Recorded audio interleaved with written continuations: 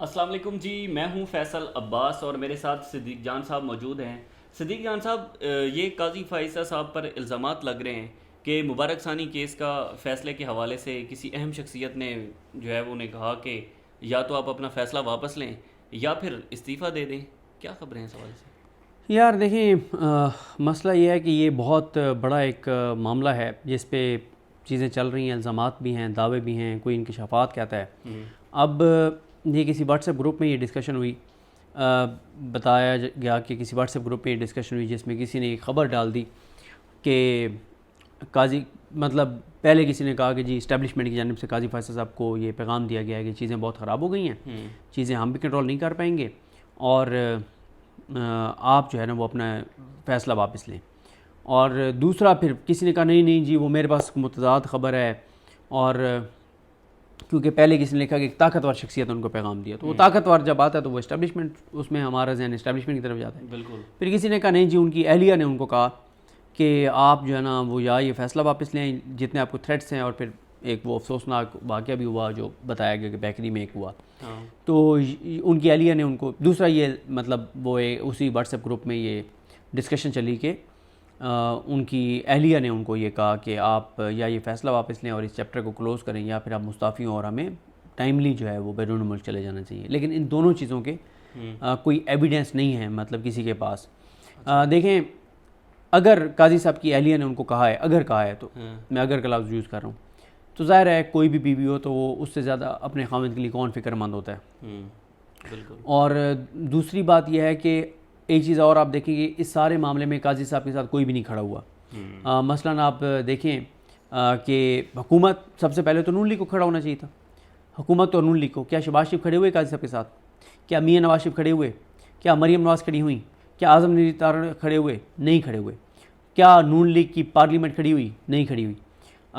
جب یہ کھڑے نہیں ہوئے، نون لیگ کھڑی نہیں ہوئی، بلکہ نون لیگ نے کھڑا کیا ہونا تھا، نون لیگ تو الٹا قاضی صاحب کے خلاف کھڑی ہو گئی۔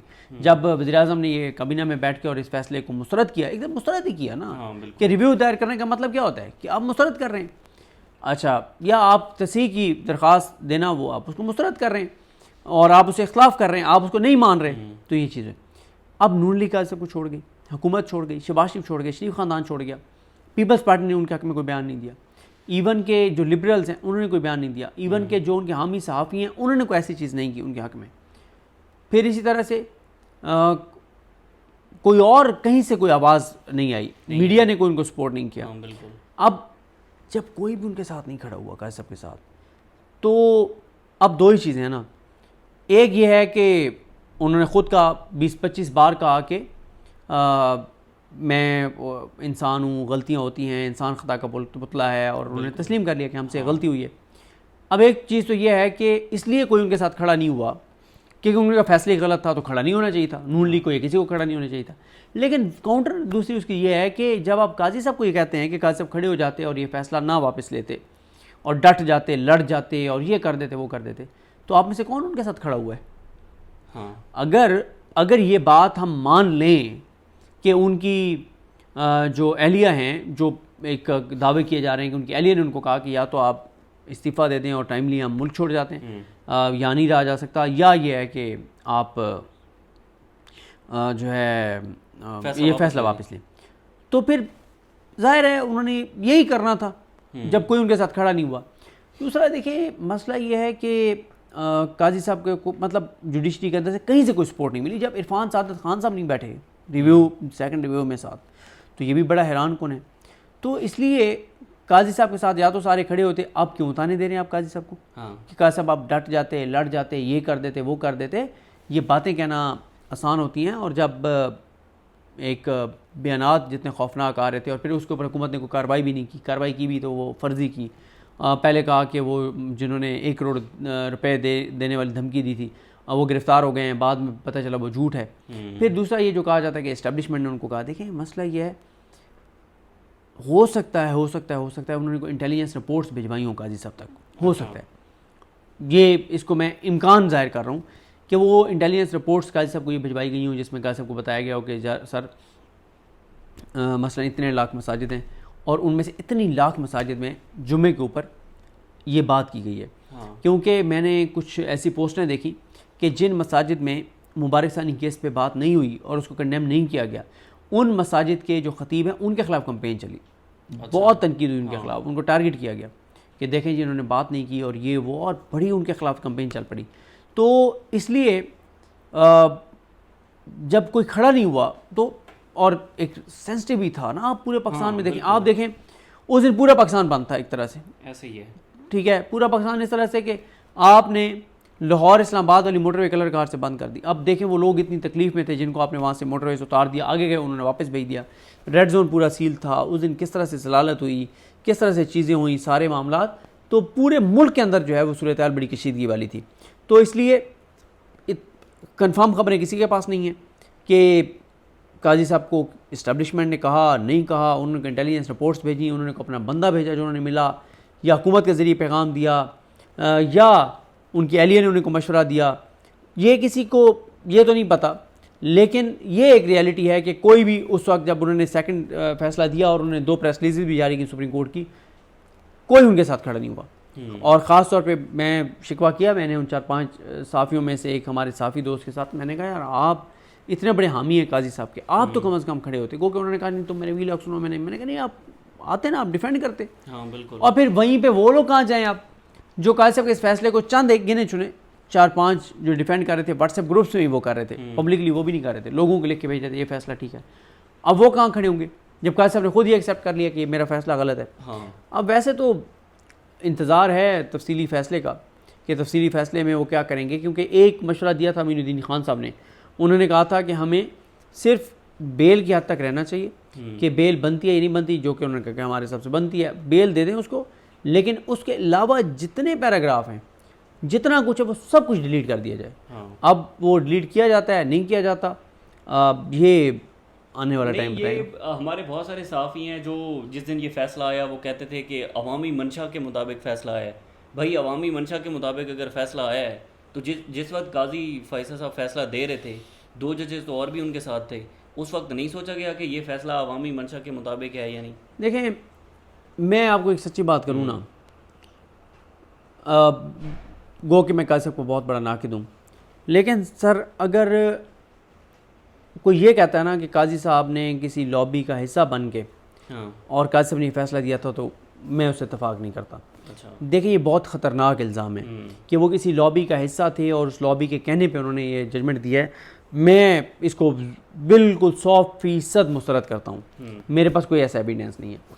ہاں یہ ضرور ہے جو کہ ہے کہ قاضی صاحب جو ہے وہ ہر معاملے میں دانشور بنتے ہیں، ہر معاملے میں قرآنی آیات کا حوالہ، حدیث کا حوالہ، بلکہ انہوں نے وہاں بھی کہا، اور میری اطلاع ہے کہ جب وہ علماء سے چیمبر میں ملے تو انہوں نے وہاں پہ بھی علماء کو یہ بات کہی اور کہا کہ جناب پاکستان کی 77 سالہ تاریخ میں کیا کوئی ایسا چیف جسٹس مجھ سے پہلے آیا ہے جو اپنے ہر عدالتی فیصلے میں جو ہے وہ قرآنی آیات کا حوالہ دیتا ہو جتنا میں دیتا ہوں. تو پھر انہوں نے اوپن کورٹ میں بھی کہا تھا کہ یہاں پہ یو کے اور یو ایس کے تو حوالے دیے جاتے ہیں، دین کے حوالے نہیں دیے جاتے. اور انہوں نے اپنا کہا کہ میں قرآن مجید کے حوالے دیتا ہوں، احادیث کے حوالے دیتا ہوں، فقہ کے حوالے دیتا ہوں، اور یہ انہوں نے قاضی صاحب نے کہا تھا. تو میں آپ کو اپنی رائے سارے پہ دے چکا ہوں. ٹھیک ہے جی، بہت بہت شکریہ صدیق جان صاحب ہمارے ساتھ موجود تھے. مزید تفصیلات آپ کے ساتھ شیئر کرتے رہیں گے. ہمیں اجازت دیجیے، اللہ حافظ. بہت شکریہ فیضان اپنے چینل پہ بلانے کا.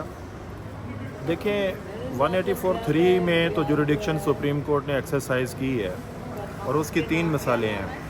ایک تو Sindh high court bar association والا کیس ہے، یہ رپورٹڈ ہے PLD 2009 سپریم کورٹ 879 پیج کے اوپر. اس میں ٹکا اقبال کیس میں جو جوریڈکشن ایکسرسائز کی تھی اس کو نل اینڈ وائڈ ڈکلیئر کیا تھا. اس کے علاوہ ایک ججز کی پینشن والا ایشو ہے، وہ ججمنٹ رپورٹڈ ہے PLD 2013 سپریم کورٹ 829 پیج کے اوپر اور یہ انور ظہیر جمالی صاحب کی ججمنٹ ہے. اس سے پہلے ایک ججمنٹ ہے منیر خان صاحب کی، وہ رپورٹڈ ہے PLD 1994 سپریم کورٹ 885 صفحے پہ. اس میں بھی تمام ریمیڈیز ختم ہو گئی تھیں اور سپریم ایپلیٹ کورٹ نے بھی سزائے موت بحال رکھی تھی، لیکن سپریم کورٹ نے وہ اختیار استعمال کرتے ہوئے اس کو ختم کر دیا تھا موت سزا کو. تو یہ 184(3) کی جوریڈکشن تو ایکسرسائز کر سکتے ہیں، اور وہ بھی by their own suo motu power exercise کرتے ہوئے. क्यूरेटिव रिव्यू की कानून में कोई गुंजाइश मौजूद नहीं है और इसके ऊपर इन्होंने अभी तक कोई ऐसी मिसाल भी नहीं है कि जिसको सामने रखते हुए ये दायर किया जा सके। ये रेमेडी फाइनल हो चुकी हुई है। ये जो रिव्यू 2024 को इन्होंने इसके साथ और 5 दरखास्तें थी उनको इन्होंने डिसमिस कर दिया हुआ है। तो ये क्या चीफ जस्टिस इस अपने ही फैसले को खुद टेकअप कर सकते हैं और उसको कहें कि ये इसको हम गलती हो गई है, इसको हम सुधारते हैं और दोबारा वो टेकअप कर सकते हैं? क्या ऐसा हो सकता है जो डेडलॉक है ये ख़त्म किया जा सकता है इस तरह?